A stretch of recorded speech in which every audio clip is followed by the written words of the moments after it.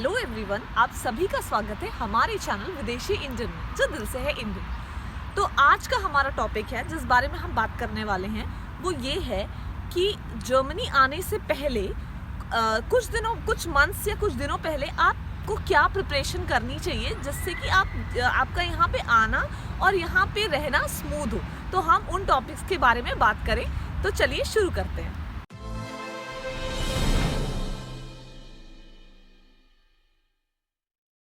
तो ये वीडियो को हम आपकी अंडरस्टैंडिंग के लिए हम 3 पार्ट्स में डिवाइड कर देते हैं। पहला पार्ट कि आप 2 से 3 महीने पहले जर्मनी आने के आपको क्या क्या चीज़ें करनी है। नेक्स्ट पार्ट होगा कि 1 मंथ पहले आपको क्या क्या करना है, और लास्ट जो पार्ट होगा कि फ्यू डेज जैसे 10 to 15 डेज या 1 वीक पहले आपको क्या क्या चीज़ें करनी है। तो जर्मनी आने की जो शुरुआत कैसे होती है, आपको वीज़ा एप्लीकेशन फिल करके डालना है। उसके बाद आपका वीज़ा का जो भी इंटरव्यू होता है, अप्रूवल प्रोसेस, उसके बाद स्टैंपिंग होती है। तो ये प्रोसेस है, इसके बारे में मैंने बाकी वीडियोस में एक्सप्लेन किया है। मैं सारे वीडियोस के लिंक डिस्क्रिप्शन में दे दूंगी, वो आप जाके देख लेना, ठीक है। तो जो सेकंड पॉइंट आता है वो ये है कि आप अपनी फ़्लाइट टिकट्स कब बुक करें। बहुत सारे लोगों ने पूछा कि कब बुक करें फ़्लाइट टिकट। तो मैं आपको सजेशन दूंगी कि जब आपका स्टैंपिंग का अप्रूवल आ जाता है, राइट, कि अब आपका स्टैंपिंग अप्रूव हो गया है और आपको VFS पे जाके अपना पासपोर्ट सबमिट करना है, तब इसका मतलब ये है कि कोई भी प्रॉब्लम नहीं होगी और आप अपना फ़्लाइट का टिकट बुक कर सकते हो। क्योंकि अगर आपने टाइम से अपना पासपोर्ट जाके VFS ऑफिस में सबमिट कर दिया तो आई बिलीव कि नेक्स्ट 5 to 10 डेज़ में, 10 डे तो मैं बहुत ज़्यादा बता रही हूँ, आपका मैक्सिमम 5 वर्किंग डेज़ में आपका स्टैंपिंग होके आपके घर पे पासपोर्ट आपको सेंड कर दिया जाता है। तो आप स्टैंपिंग अप्रूवल आने के बाद ही आप अपना फ़्लाइट टिकट बुक कर सकते हो। थर्ड पॉइंट, जो इस चीज़ के बारे में भी बहुत क्वेश्चंस आए कि एकोमोडेशन हम कब बुक करें, एकोमोडेशन क्या हम फ्लाई करने के टाइम पे हमारे पास होना चाहिए या वीज़ा अप्रूवल के टाइम पे होना चाहिए। तो मैं आपको ये बोलूँगी कि भाई यहाँ पे एकोमोडेशन मिलना उतना ही टफ़ है, या मैं बोलूँ कि शायद जॉब मिलने से ज़्यादा टफ़ जो मैंने फील किया है वो एकोमोडेशन है। जॉब तो फिर भी आप ढूंढ लोगे, पर एकोमोडेशन बहुत मुश्किल है। इसलिए मैं ये सजेस्ट करूँगी कि आप 3 महीने पहले से ही हो सके तो एकोमोडेशन आप अपना ढूंढना शुरू कर दो यहाँ आने से पहले। या फिर अगर आपकी जैसे होटल वगैरह की बुकिंग है तो भी आप प्रायर कर लो। होटल का तो आपका हो जाएगा, पर ऐसे अपार्टमेंट वगैरह बहुत मुश्किल से मिलते हैं। और जो भी एकोमोडेशन है मतलब वो आप पहले से ही कर लो। फ्लाइट के टाइम पे ये भी हो सकता है कि आपसे वो एकोमोडेशन का पूछे भी डिटेल कि आप कहाँ रुकने वाले हो, कौन से होटल में, कौन से अपार्टमेंट में। और वीज़ा के टाइम पे भी आपसे वो क्वेश्चंस आपके सामने आ सकते हैं कि एटलीस्ट आपको कुछ प्लानिंग बतानी हो। जैसे हमारे केस में हम एक टीम थी जो हमारे लिए अपार्टमेंट ढूंढ रही थी, तो वीज़ा अप्रूवल के टाइम में उन्होंने हमसे पूछा, हमारा अपार्टमेंट नहीं बुक था पर फिर भी हमने बता दिया कि ये टीम है जो हमको असिस्ट कर रही थी, तो वो एश्योर्ड हो गए। तो आपके केस में भी आपको अपने सबका अलग अलग केस होगा, राइट, तो उसके हिसाब से आपको एक आपके पास वैलिड आंसर होना चाहिए और एकोमोडेशन आप बिफोर हेड आप बुक करके रखो। तो यहाँ पे आने के ऑलमोस्ट 3 मंथ्स पहले से ही मैं बोलूँगी, या अगर और पहले हो सके तो वो आप कर सकते हो, आप थोड़ा जर्मन सीखना शुरू कर दो। एटलीस्ट A1 लेवल की जर्मन आप सीख के आओ, वरना पता है आपको इतनी डिफ़िकल्टी होगी कि आप मतलब आपको स्टेशन से निकलने में भी समझ में नहीं आएगा एग्जिट को क्या बोलते हैं, एंट्री को क्या बोलते हैं और स्ट्रीट को क्या बोलते हैं, बिल्कुल। और स्पेशली मैं बोलूँगी नंबर्स तो आप सीख के आओ कि एटलीस्ट 1 to 100 तक तो गिनती भी सीख के आओ, वरना आप बहुत ज़्यादा ट्रबल में फंस जाओगे। तो पहले ही आप अपना सीख सकते हो। और मैं बोलूँगी कि डुओलिंगो करके एक ऐप है जो मैंने यूज़ किया था, उससे आप बेसिक जर्मन अपना फन वे में आप सीख सकते हो। तो आप वो 3 मंथ्स प्रायर कर लेना। अभी आपको जर्मनी ट्रैवल करने में सिर्फ 1 महीने बच गए हैं, तो अभी आपको क्या क्या करना है।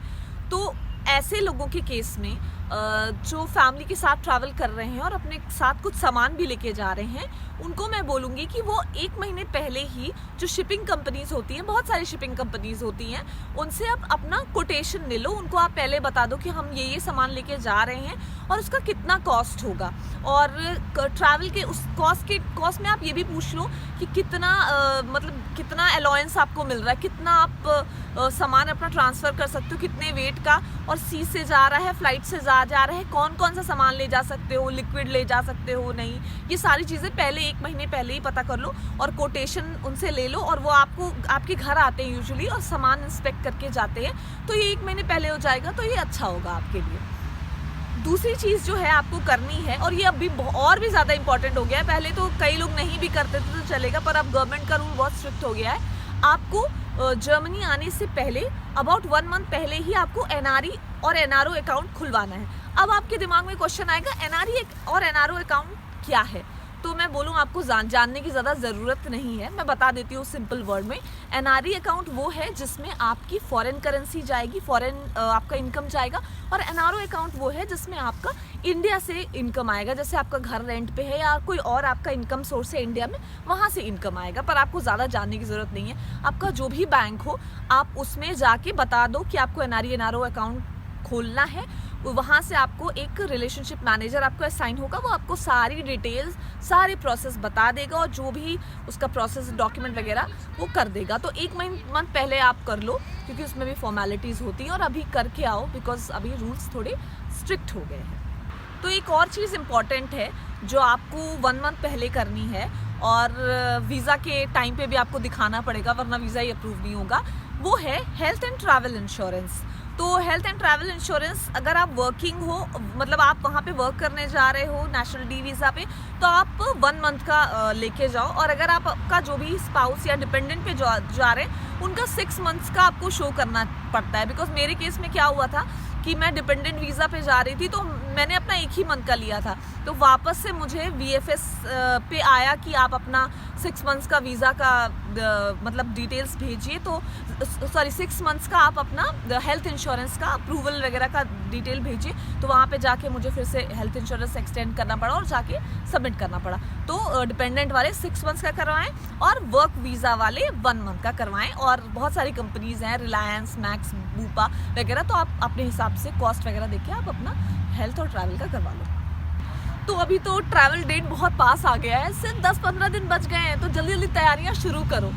तो अब 10 से 15 दिन पहले आपको क्या चीज़ें करनी, तो 10-15 डेज जब बचे हैं तो आपको अपना जो करेंसी है वो एक्सचेंज करा लेना है प्रायर ही। और करेंसी आप ये मत सोचिए कि हम एयरपोर्ट पे तो करेंसी एक्सचेंज होता है वहाँ करवा लेंगे, तो भाई अगर एयरपोर्ट पे कराओगे ना तो बहुत बुरा वाला भट्टा बैठ जाएगा। तो एयरपोर्ट और बैंक से आप करेंसी एक्सचेंज मत करवाइए, और मैं रिकमेंड करूँगी कि एटलीस्ट आप 200 यूरो से लेकर 200 to 300 यूरोज़ आप लेके आइए, तो आपकी इनिशियल समझ लो 15-20 दिन के खाने का खर्चा निकल जाएगा। एकोमोडेशन वगैरह उसमें मत जोड़ना कि 200 यूरो में एकोमोडेशन नहीं मिलेगा, तो खाने वाने के लिए आपका निकल जाएगा। और हाँ, करेंसी एक्सचेंज के टाइम पे भी मैं बोलूँगी कि आप डिफरेंट यूनिट्स की, मतलब कि 50 यूरो का एक नोट, 10 यूरो का एक नोट, 20 यूरो का, ऐसे ऐसे अलग अलग करेंसी के फॉर्म में आप अपना 200-300 यूरो के आप करेंसी लेके आइएगा यहाँ पे। तो करेंसी के साथ साथ अगर हो सके तो आप जैसे अपना ये भी चेक कर लो कि आपका जो क्रेडिट कार्ड है अगर आपके पास है तो आपका वो क्या इंटरनेशनली ट्रांजैक्शन के लिए वैलिड है कि नहीं, इंटरनेशनल ट्रांजैक्शन के लिए। अगर नहीं है तो आप थॉमस कुक वगैरह से आप अपना एक ट्रैवल कार्ड ले सकते हो, तो इजी रहेगा, क्योंकि यहाँ पे बैंक अकाउंट खुलने में भी टाइम लग सकता है। तो भाई इतने नए जगह में आ रहे हो तो कुछ पैसे तो होने चाहिए, पैसा ही पावर है यहाँ पे। और आप टेंशन मत लीजिए, यहाँ पे आने के बाद भी ऐसा नहीं है कि आपको इंटरनेशनल क्रेडिट कार्ड ही यूज़ करना है और बड़े बड़े आपको चार्जेस पे करने हैं। और भी बहुत सारे तरीके हैं ट्रांसफर वाइज वगैरह, तो वो हम नेक्स्ट वीडियो बनाएंगे कि what to do when you arrive in Germany, उसमें हम उस चीज़ को कवर कर लेंगे। सो नो टेंशन, ठीक है। तो अगली चीज़ जो आपको करनी है ये बोलूँगी मैं कि आपको ऑलमोस्ट 1 वीक पहले आप ये कर सकते हो कि आप एक सिम कार्ड यहाँ पे ले लो कि कम्युनिकेशन तो हो सके आपका। तो लेबारा करके है एक कंपनी, टेलीकम्युनिकेशन कंपनी, जिससे हमने लिया था, तो उसका आप ऑनलाइन भी आप सिम कार्ड ले सकते हो और उसमें ऑफर्स भी रहते हैं कि 10 यूरो का आपका मतलब टॉपअप मिल जाता है आपको। तो आप ऑनलाइन जाके लेबारा सर्च करोगे, आप ले लो सिम कार्ड, और जैसे कहीं भी आप जहाँ भी आपका एकोमोडेशन होगा, होटल में होगा या कहीं घर पे होगा किसी के, तो वहाँ पे आप उसका एड्रेस दे दो, तो वो आपका 2 to 3 डेज़ में वो आपका सिम कार्ड वहाँ पे डिलीवर कर देगा, ताकि आपका कुछ कम्युनिकेशन का रहे, और ऑफ़र भी अच्छे मिल जाते हैं इसलिए। तो अगली चीज़ जो है वो ये है कि आप यहाँ पे आ रहे हो तो ऑब्वियसली ग्रॉसरी वगैरह का या डेली यूज़ का सामान लेके आओगे, तो उसकी 1 मंथ पहले ही आप प्लानिंग करना शुरू कर दो, लिस्ट वगैरह बनाना शुरू कर दो। और जो हमारी होम मेकर्स हैं उनको भी बोलूँगी कि जो खुले पैकेट है ना उनको जल्दी जल्दी ख़त्म करना शुरू कर दो। कोशिश करो कि बंद पैकेट वाली चीज़ें लेके आओ और खुले पैकेट वाले पहले ही कंज्यूम कर लो और लिस्ट वगैरह बना लो। और उसके लिए हमने एक ऑलरेडी बहुत अच्छा वीडियो बना रखा है, तो वो आप देख लेना, डिस्क्रिप्शन में हम आपको लिंक दे देंगे उसका। तो बहुत कम दिन बचे हैं अभी और हमें जल्दी जल्दी काम करना है और देखना है अभी और क्या क्या करना है, ठीक है। तो हम जब कम दिन बचे हैं तो क्या करना है, तो आप सभी के पास ऑब्वियसली बैंक अकाउंट होंगे इंडिया में, तो आपको पता है कि आपका बैंक अकाउंट से जो नंबर लिंक्ड है वो कितना ज़्यादा इम्पोर्टेंट है। तो मैं बोलूँगी कि आप वो सिम कार्ड यहाँ पे लेके आइए। और हाँ, सिम कार्ड यहाँ पे चलते हैं इंडिया के, मतलब उस पर कॉल वगैरह तो नहीं होगी क्योंकि पैसे वगैरह ज़्यादा लगते हैं, पर आपके मैसेज आ जाएंगे तो आप अपना वो मंथली 20-30 रुपए का रिचार्ज कराओगे तो वो एक्टिव रहेगा। और अगर वो नहीं चाहते तो आप किसी फैमिली मेम्बर को दे के आओ, पर उसमें बहुत झाम है, तो मैं बोलूँगी लेके आओ अपना सिम कार्ड, क्योंकि फिर इंडियन ट्रांजैक्शन के लिए आपको अच्छा होगा। और अगली चीज़ जो आपको ये करनी है कि आपके जितने भी डॉक्यूमेंट्स हैं ना उसके आप मैं बोलूँगी कि एटलीस्ट 5 से 10 जेरोक्स कॉपीज़, ढेर सारी जेरोक्स करा के लेके आओ, क्योंकि यहाँ पे जेरोक्स का फिर बहुत महंगा जेरोक्स यहाँ पे होता है कि मतलब आपको एक प्रिंट आउट लेने के लिए मैं बोलूँगी 50-60 रुपये खर्चा करने पड़ सकते हैं। तो क्यों इतना पैसा खर्चा करना, तो सबके 5 से 10 आप प्रिंट आउट्स लेके आओ और अपने साथ बहुत सारे पासपोर्ट, 25 से 30 पासपोर्ट साइज़ फ़ोटो लेके आओ। वो वैसे भी आप वीज़ा के टाइम पे करोगे, पर और भी एक्स्ट्रा लेके आ सकते हो। और अपने जो भी डॉक्यूमेंट्स है राइट, उसको 2 सेक्शन में डिवाइड करके रखो, एक ट्रैवल और एक आपके जो नॉर्मल डॉक्यूमेंट्स है जैसे यूनिवर्सिटी डिग्री वगैरह, ठीक है। तो ट्रैवल की जो डॉक्यूमेंट्स है राइट, उसको एक फोल्डर में आप रखो कि जब इमिग्रेशन का टाइम आए तो वो आपको हैंडी रहें, कि जैसे आपका वीज़ा अप्रूवल के डॉक्यूमेंट्स, आपका पासपोर्ट हो गया, आपका होटल की बुकिंग हो गई, आपकी फ़्लाइट टिकट हो गए, तो इन सारे को आप एक फोल्डर में रखो ताकि इमिग्रेशन में अगर कुछ भी वो चेक करते हैं तो आप उसको फटाफट दिखा सको। ये नहीं कि 50 डॉक्यूमेंट है उसमें लगे वहाँ ढूंढने वो प्रॉब्लम ना हो, तो इसलिए थोड़ा सा मैनेज आप इस चीज़ को रखो।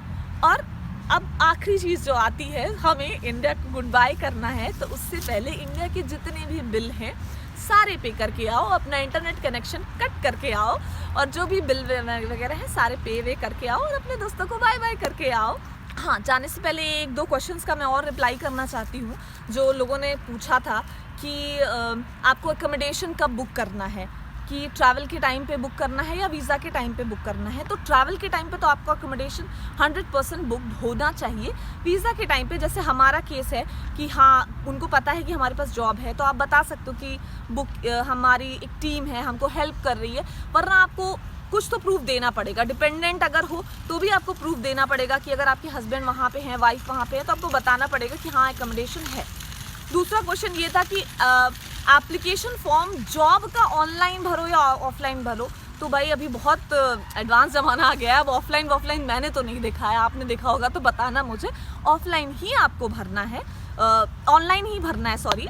और तीसरी चीज़ जो मुझसे पूछी गई कि अकाउंट में ब्लॉक्ड अकाउंट, मतलब कि आपके अकाउंट में पैसे होने चाहिए या नहीं आपका, या फिर जर्मन अकाउंट यहाँ पे होना चाहिए। तो जर्मन अकाउंट आप इंडिया से तो ऑब्वियसली नहीं ओपन कर पाओगे, वो यहाँ पे ही आके प्रोसेस होगा। इनफैक्ट वीज़ा वगैरह का और यहाँ भी आके इतना ईजी नहीं है। आपके ऑफिस वाले करवा दे तो ठीक है, मेरी तो जब जॉब नहीं लगी थी तो मेरे को तो भाई लोहे लग गए यहाँ पे अकाउंट खोलने में। तो इंडिया से तो आप नहीं खोल पाओगे, बट हाँ जब जॉब सीकर वीज़ा वगैरह के लिए आते हो या फिर डिपेंडेंट वीज़ा के लिए आते हो तो आपको फिर कुछ अमाउंट शो करना पड़ता है, अपने कुछ अमाउंट शो करना पड़ता है। And that is another big topic and it's out of the scope of this video. So that's all.